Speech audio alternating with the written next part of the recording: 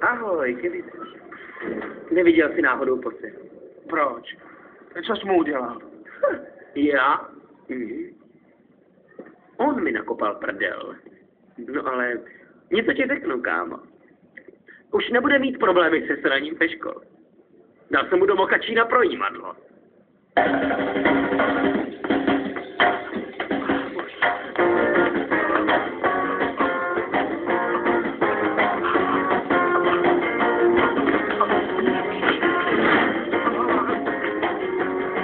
Kudy, pane, prosím.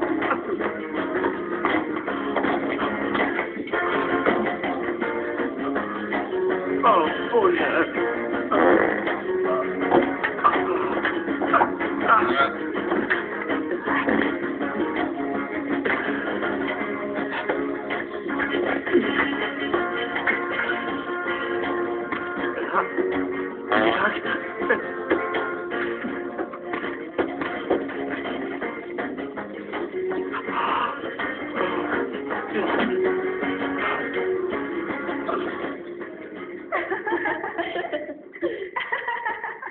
Půjdeme, jasně. Bude tam příšerná kapela a stupidní dekorace.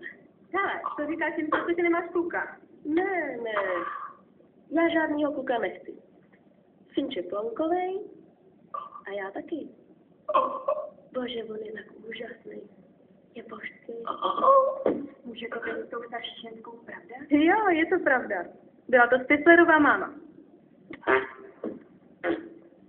Johnny, to byla ty? Nemůžu to zadržet.